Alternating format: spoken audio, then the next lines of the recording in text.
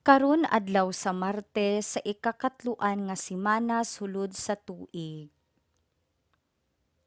Natural sa tawo nga mahuna-huna nga ang Dios maoy labing dako, labing halangdon ug labing talagsaon. Sa atong paghuna-huna sa Dios sa ingon, daw mobawi kita tungod sa atong pagkagamay ug sa atong pagkalinalang. Ug tungod ni ining maong panghuna-huna, mataligam-an nato ang Dios kun mopadayag siya kanato sa paagi nga wala nato damha. Muyanghag kita ngadto sa Dios apan ang tawo nasipyat sa pagpangita sa Dios tungod kay nagdumili man siya sa pagtan-aw sa iyang palibot. Ang Dios ug ang iyang gingharian kasagaran nagsunod sa mga lihok sa liso sa mustasa ug sa patubo sa pan sumala sa gisugid sa sambingay sa ebanghelyo karong adlaw. Gamay, tago, hapit dili na makit-an. Apan padayon kining nagbag-o sa kalibutan libot kanato.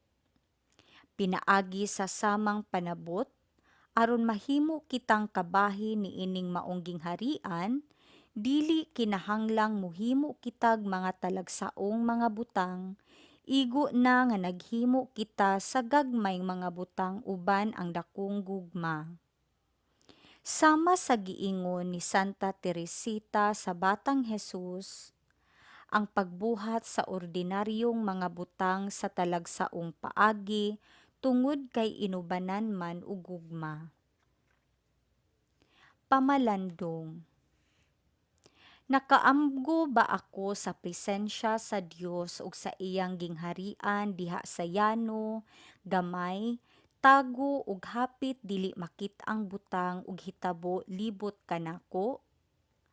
Ang akong ordinaryong mga buhat, ako bang gisangkapan og gugma sa ingon mamahimo kining talagsaon sa mga mata sa Dios?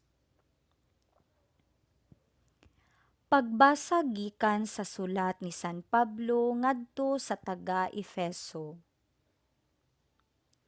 Tungod kang Kristo, pagtinahuray kamo.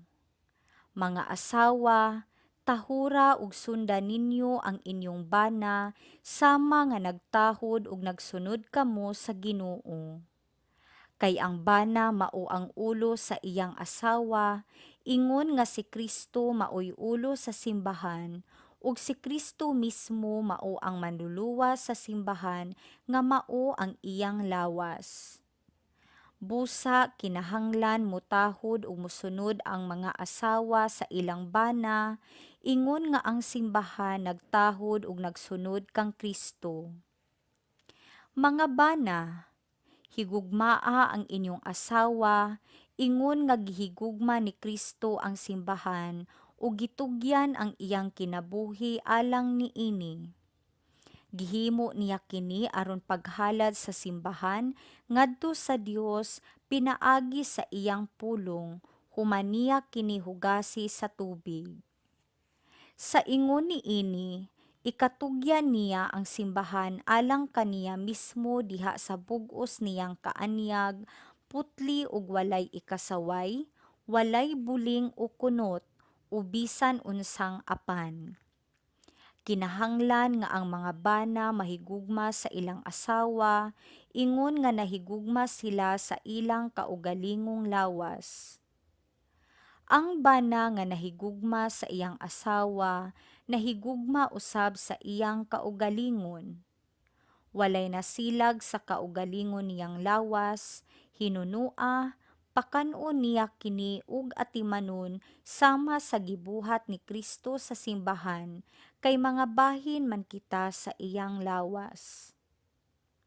Sumala sa giingon sa kasulatan, tungod niini ang lalaki mobiya sa iyang amahan ug inahan ug motipon sa iyang asawa ug silang duha mahimong usa. May dakong kamatuoran kining bahina sa kasulatan ug sa akong hunahuna nagpasabot kini kang Kristo ug sa simbahan. Apan alang usab kini kaninyo, ang bana kinahanglan mahigugma sa iyang asawa sama sa iyang kaugalingon ug ang asawa usab kinahanglan magtahod sa iyang bana. Ang pulong sa Ginoo. Salmo responsoryo. Bulahan sila nga mahadlokon sa Ginoo. Bulahan ikaw nga mahadlokon sa Ginoo, nga nagalakaw sa iyang kadalanan, kay magakaon ka sa bunga sa imong binuhatan, mabulahan gayud ikaw ug mapanalanginan. Bulahan sila nga mahadlokon sa Ginoo. Ang imong asawa mahisama sa usa ka mabungahon nga bagon nga anaa sa tugkaran sa imong balay.